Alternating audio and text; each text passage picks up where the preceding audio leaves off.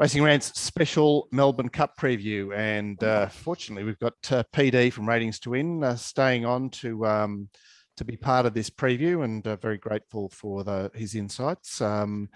Glenn, I've had hard at work, and Gord has mentioned that perhaps this is an easier Melbourne Cup than usual. Paul, firstly, what sort of track are we looking at, and what sort of map are we looking at in this race? Well, in terms of track, I'm expecting the track to be good. Hopefully they don't do anything silly between now and then. There's obviously going to be a decent pace in this race. There looks to be a fair bit of speed for a Melbourne Cup.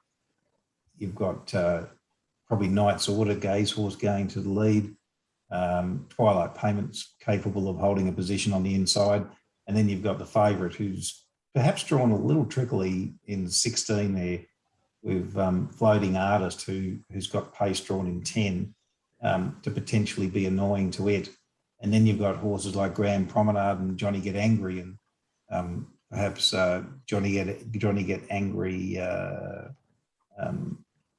could show a little bit of early speed if it really wanted to be annoying, but the blinkers come off it. So look, I'm expecting that the favourite's going to be up there in the first sort of half dozen for sure, and hopefully D. Oliver sort of rides Delphi a bit quieter than what he did last time. Okay, but you would say that the favourite, it just wants a reasonable position. It would certainly enjoy a fast pace. Oh yeah, there's no issue with pace. It'll handle pressure better than probably any horse in the race.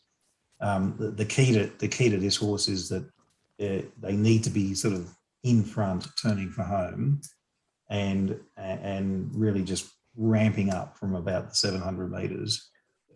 Certainly no less than the 600 metres. And yeah, you can't be chasing on this horse. This horse has to hit the front on the turn. Okay, so we're not looking at some of those walking Melbourne Cups such as Green Moon's year. The number one is Twilight Payment, of course, won this race last year. Turns up as a 9-year-old. Glenn, I'll go to you first. What are you saying about this one? Well, I'm against it tomorrow. I think when it won the Melbourne Cup last year, it had, I think, 4 kilos less and 3 kilos less. 2.5 kilos less. 55.5, yeah, 2.5. Okay, so seems surprising it's only got 2.5 more, given that it's won since as well. I think it gets into a nice spot. I think it can run a place, and but do I want to back it? No. Gord, what do you say about number one? Ditto. It'll be going in my first fours, trifectas, and quinellas, but it won't be in the winning. But it won't be winning. Paul, how does this race compare to its win last year? Well, coming off the 51-day short break, which is the identical pattern to last year, except it's had an extra run this year over 2,800 metres. Look, Jai McNeil rides stayers much better than he does sprinters, and he just seems to judge these distance races pretty well. I've marked a horse at around the sort of 16-20 to 1 range. It's well under that at the moment. And I would expect. Well, it's got a profile, hasn't it? And he's trying to replicate, so it would have a few flags raised based on a number of things. Yeah, I'd expect it to drift on the day from the current fixed odds anyway. I suppose you have to say it's got some sort of a place chance. Favourite Incentivise is number 2, and it's currently around the 280 mark. In fact, I should be looking at the fair for this race, but we'll get cracking on Incentivise. Glenn, we've had a good look at him now since his maiden failure in Toowoomba. It's clearly top pick. Clearly, I don't think there's a problem with the distance. I think it's going to be in a great spot. I expect it to win, and I think it's going to be a bet tomorrow at a little bit over $3 because I think it's going to be that. Because it's a Melbourne Cup. Because it's a Melbourne Cup. And for place punters out there, keep you on the tab place pools, because things like this can be 2 to 1 and be dead set 5 to 4 a place. They just hold up so big in the place. I'll be surprised if it doesn't pay $2.20 a place on the toe tomorrow. And it's a better bet than tossing a coin. Wow. Did you ever think you'd see a Melbourne Cup where you'd say that? No. It's, I suppose, we do have to be prepared for a surprise. Gord, I don't think it's any secret you're all over this horse. I can't see it getting beat. I know Peter was. I think Peter was trying to pour a bit of cold water on the mat there, so he got a slightly better price tomorrow. I think. Sorry, Paul. I'm pretty heavily invested through doubles, so I'll probably have something on tomorrow if it gets out to better prices. I think it should be shorter, and it's an incredibly exciting horse. I mean, the fact that this horse improved its ratings when it stepped up in distance to 2,400 metres last time and recorded a new peak for me shows that, well, that's the argument for it to get the distance. The argument against it is the breed. So I think if this horse runs the 2 miles, it is a very deserved favourite and should be shorter. And look, I've marked it 11 to 8, and that's penalising it a little bit for the trip. So this is the sort of race where you can get on for whatever you like. Is this a situation where, you've quite confidently assessed that? And as you can see, it's trading around $3 on the fair. There's 500,000 matches at the moment. This is the race of the year, isn't it? In that sense. Yeah, look, and not as good as the Everest for the young people. This is really, in the absence of the Europeans, this is an open handicap. Yeah, there's plenty of scrubbers there. The horse that caught my eye was Grand Promenade, and I look back through its form and I go, wow, it's just raced through the winter. Grand Promenade does have a line through Realm of Flowers, who was one of the horses I had going in significant doubles before it got pulled out. And it does sort of, well, I suppose we'll get to it anyway. But look, for me, it's all about the favourite. It's a boom or bust race for me, and it's pretty much the only horse I'm going to be on. So PREV, we saw him in Sydney a few years ago, and a couple of years ago, he was riding for Gerald Ryan, and he picked up a few checks, as in riding fees, but that was about it. He appears to have returned to his former glory, Paul. He's flying. I mean, he's running at about an 18% strike rate, and he's certainly the punter's friend in terms of betting on the profit. I'll add a few more bits of data there as far as PREV is concerned. He's absolutely flying, and then you have a look at how he goes as far as distance is concerned. He is the best jockey over a distance down there by a mile. Like his 1750 to 2350 is plus 52% on turnover. His 2350 to 6,000, he's up 24% on turnover. Now, I know that we're only talking about small data sets there, but I've got 33. How does he go over 6,000? yeah. Well, when you're putting in your codes, you just cover all different places. So you go. I know. Yeah. Not that I did the coding. Adam, of course, did the coding for me. But anyway, this horse is just like clearly top pick. We're not going to find anything to beat this. It just wins.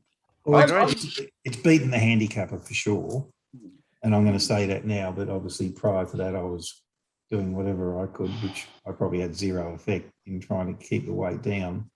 A lot of people will talk about horses carrying 57 and the ability to win a Melbourne Cup, and which horses have done it, and they've been champions.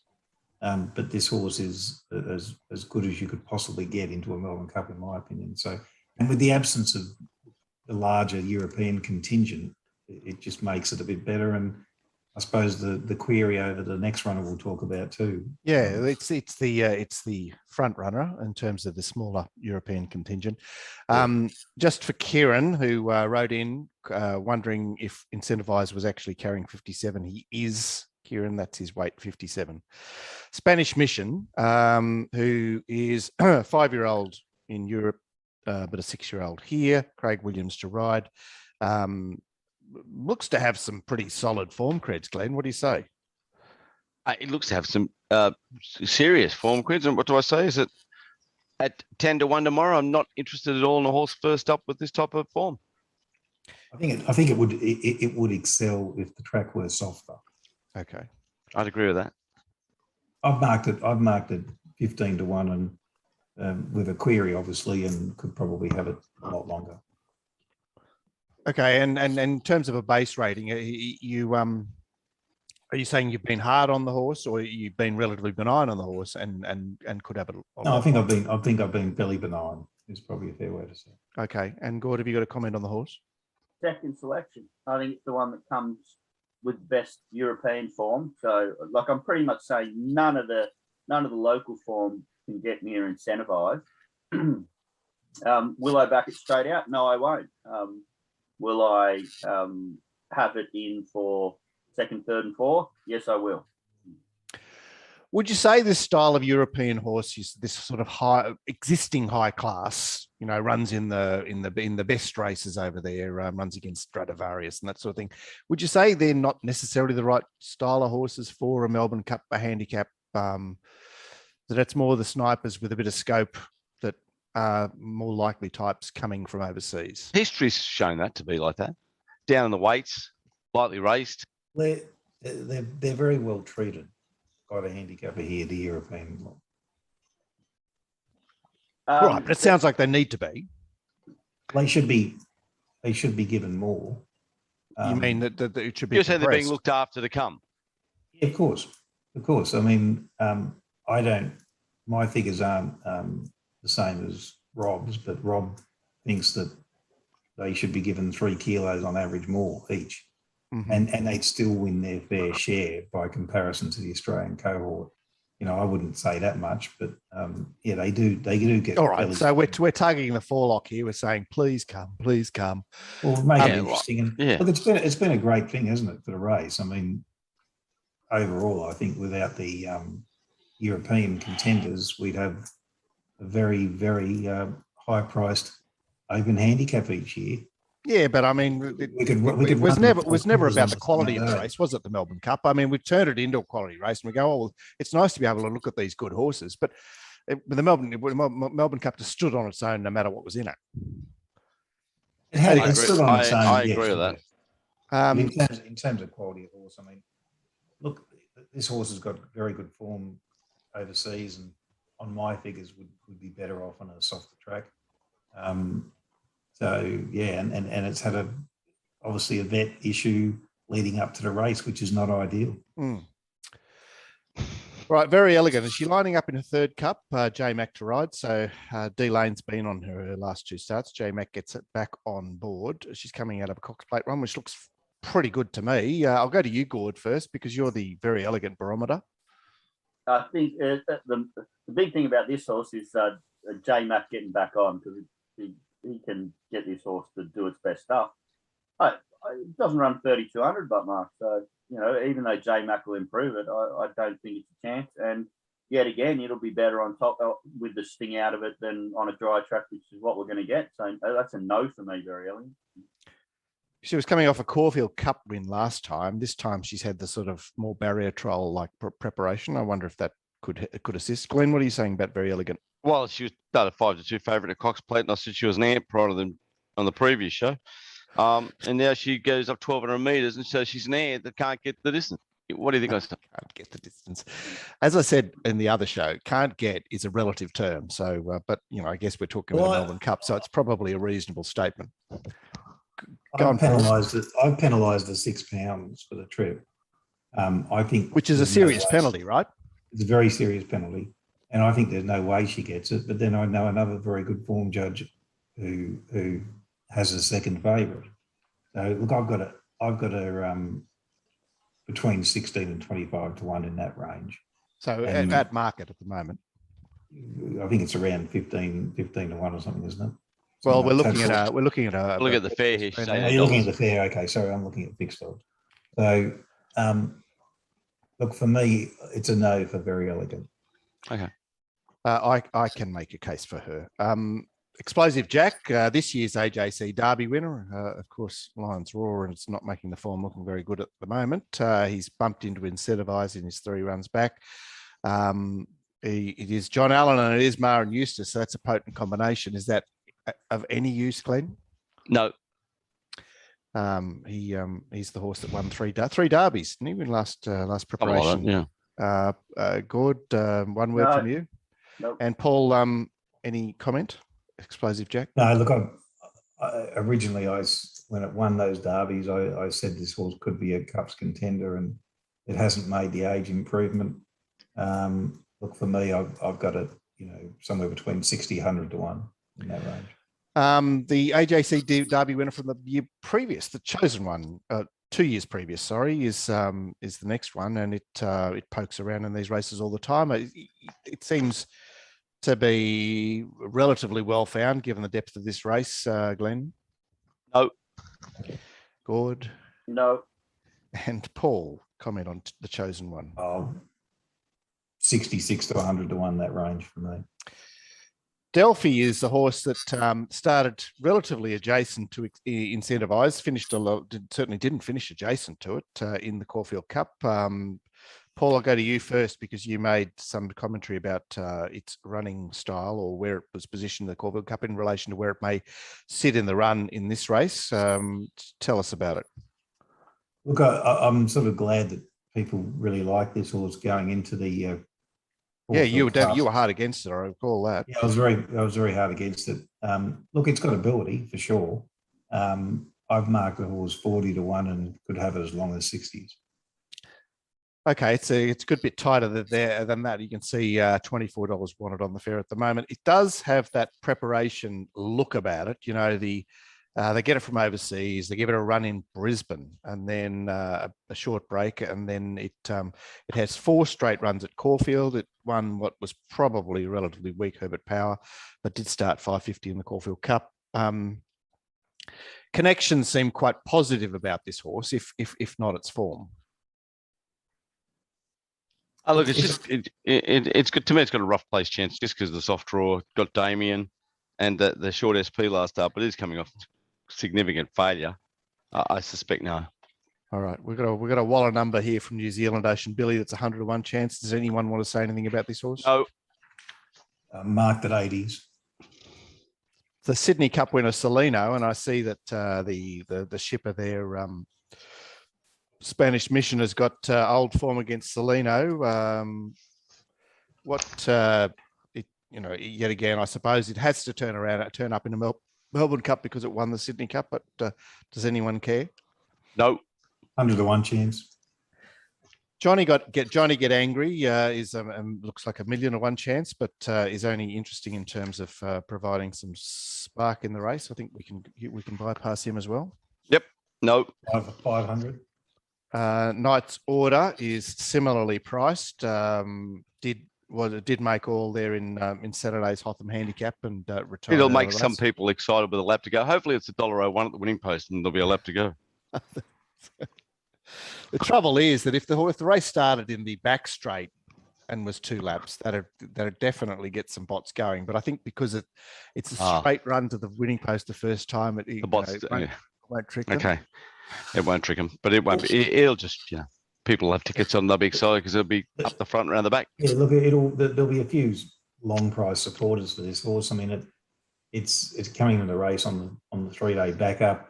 It's not going as well as it was last year when it won in Brisbane and won the whatever it was. The Queensland Cup or the Brisbane Cup or whatever it is. And that was at the weights tomorrow. That was a very big rating, winning that race by 5.4 lengths. And it did it that day with the blinkers coming off, and they're following that same pattern again. So, look, obviously the intent's there. I've marked it 125s.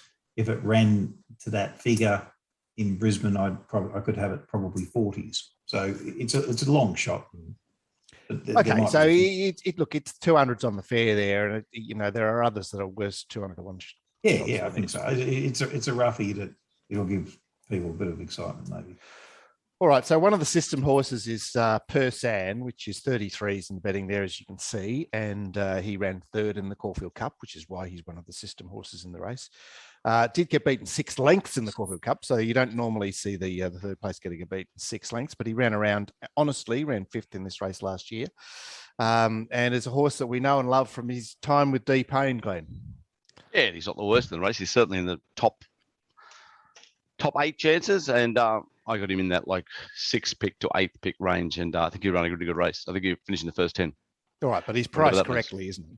I think he's priced correctly, yeah. Yeah, Gord, any comment on Persan? No. Good work, Gord.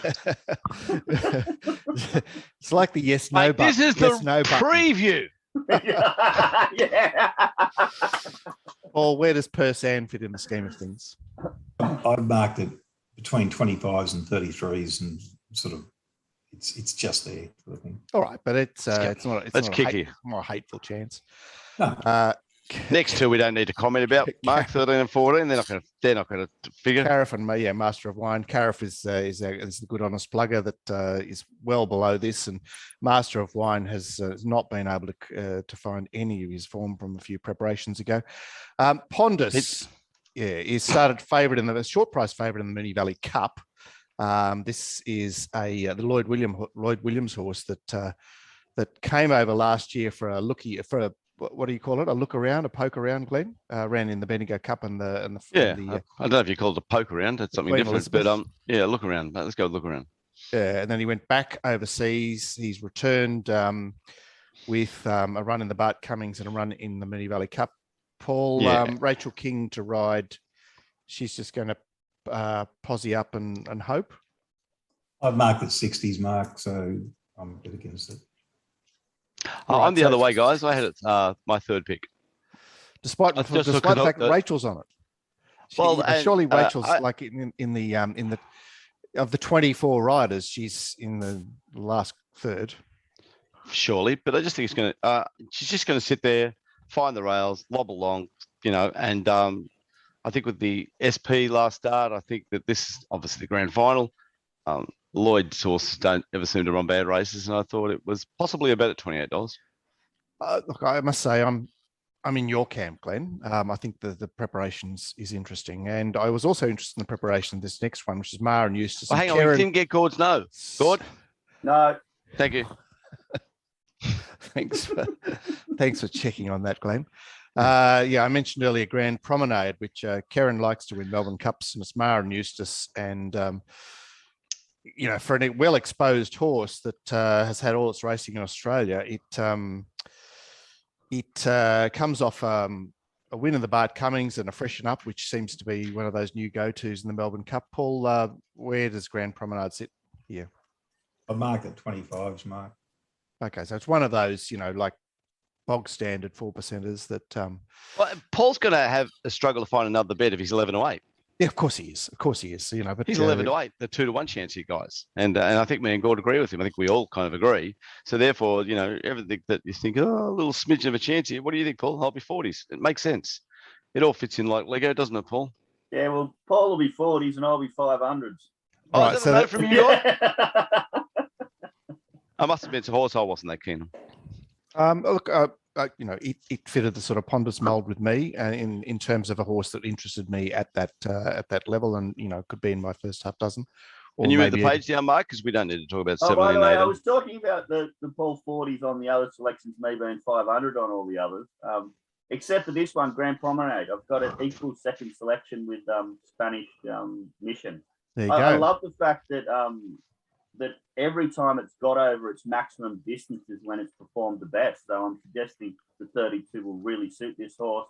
Got fitness. K-Mac is actually a jockey I go looking for in things like Melbourne Cups. Yep. It's definitely a horse of interest to me. So I got equal second selection. Wow.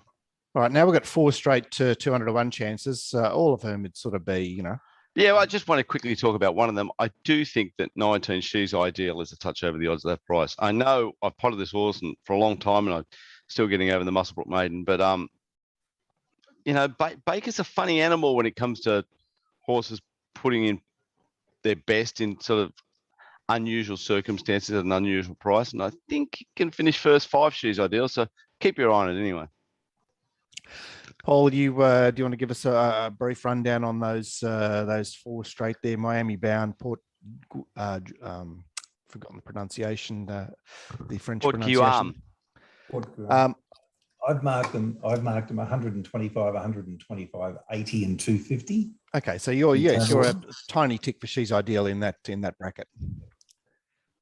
All right, Tralee Rose is a horse do. that's got form around Grand Promenade and Pondus, 5-year-old mare trained out at Warrnambool. GP, what did you make of her? I just think she's absolutely flying. I think she's got a great place hope in this race. I think she'll definitely got a great chance to finish in the first 5. And I think she's particularly honest as well. So not hopeless. Could I back her at $18? Probably not. No. Paul, what price have you assessed Tralee Rose? You have a 26. 15 to 1. Oh, wow. So There you've we got it go. basically second favourite, Paul. Pretty much, yeah. Yeah. All right. So Wow. what are the merits of her in relation to the rest of the field? Look, her biggest rating for me was when she won at Leamington one day.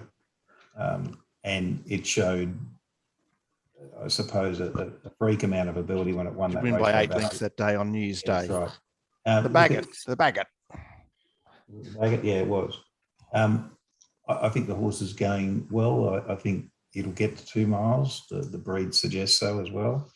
And it's one horse I'd be a little bit worried about, if it was close enough to Incentivise in the run home. So for me, it's second pick. It's obviously a big gap between the two. I think it's a pretty good second pick there because she must run well, Tralee Rose. Gord, have you got a comment on her before we proceed? Yeah, no, for me, I'm not liking the lines to a couple of horses in this race at are similar prices. I think they have her covered, which is 16 Grand Promenade and number 22 Floating Artist. So it's a no for me, but it could run a decent race. Like I'd have maybe 6 selections. Yeah, okay. Well, that's got Dean Holland. Whereas the next one, and you can go have first go on Floating Artist, given you mentioned it, Gord. It ran in the Moonee Valley Cup, got beaten by Douay in the Coonji prior to that. Teo Nugent to ride, but Mara and Eustace, who, as Glenn mentioned, have got a team. So what are you saying about Floating Artist here? Oh, man, it was an absolute murder job that last start over 25. Obviously getting beaten by Douay isn't absolutely ideal, but I just got a sneaky suspicion that, the horse is flying, and I think the 3,200 is going to suit it. And I thought that run had so much merit last start where it didn't get a shot of them until late, went back into the wrong part of the track and extended really powerfully through the line. So, before that was the dominant winner. Just horse in form, really unlucky last start. I'm guessing the 3,200 suits, and I'm going around at 50 kg. So I can't get too upset about the jockey, not when Well, he's ridden all the starts, hasn't he? Yeah. All right, Glenn, what did you say about Floating Artist? Clearly second pick. It'll be my main play on the race, and I'm going to really load up at the $5 a place. It can't miss a place, guys. Wow, and they're not paying 1, 2, 3, 4 either. All right, that's short and sweet. Paul, where does Floating Artist fit? Marked at 25 to 1 mark. Theodore Nugent, good luck to him. He's the worst jockey in this field. Yeah, all right, it's all about jockey. Glenn's stayer to follow from February the 1st. Great House, now the winner of the Hotham Handicap as well as the Newcastle Cup. Lines up here as number 23. It's just over 20 to 1. Glenn, what are you saying about your poster boy? No. Yeah, it's not in my reckoning. Gord, Great House? No. And Paul, your assessment of Great House? Marked at 20s, but been extremely kind to it. So we'd probably have it longer. But it wouldn't surprise me if it's the runner plays. Okay. And wildcard horse, Sir Lucan, Gaybot 8 starter, so effectively a 3-year-old. So it does tick that sort of recent Melbourne Cup Pearl box. G Boss and G Bot. Paul, I'll go to you first because if you've got any intel on this horse in terms of a ratings profile, that would be handy. Got marked at 40s. fixed odds have got it around $23. What's the fair? So Yeah, so it's $27. 25 on the fair. I think I could be 100. So it's just one of those horses I don't know It's how to do. no from me. I don't think it's expected to do anything. No, Right, okay. Yeah, give us a no. but no. I think that was we went through that well then, guys. I think we got some good numbers there. All right, well, My give numbers us for your the numbers. Melbourne Cup tomorrow are 2, 22, 15. That's 2:22:15 from Gord, from Glenn. Gord, what are you doing? Yeah, I'm 2, and guys, just stand out 2 to win, and then take Quinilla's trifectas and first fours with 16, 22, 3 and 1, and you'll definitely get the first four trifecta, Quinilla and winner, and for a couple of dollars you'll pick up about 10 grand. Easiest game in the world. Great work, good. Paul, what's your summary? Too clearly, I'd probably put in Tralee Rose for second. On the third line, I'd have Verry Elleegant, Twilight Payment, Great House, and Spanish Mission. But that's obviously a question mark on Spanish Mission. But I suppose just simply because it's a decent horse. But if it's not right, then it's probably not going to run anywhere. Look, just the favourite for me, 1 out. I'll probably end up having something on Tralee Rose to try to consolidate my position at the moment. But be some champagne flowing tomorrow if the favourite gets home. Oh, you're on a bigger odds, are you, Paul? I'm on the double. I got doubles going into it. Spanish Mission. Well, what's left over? I lost Realm Flowers. I've got doubles going into it, which is the main way. Spanish Mission, Tralee Rose, Great House, Verry Elleegant. Sorry, Grand Promenade, only for a small amount.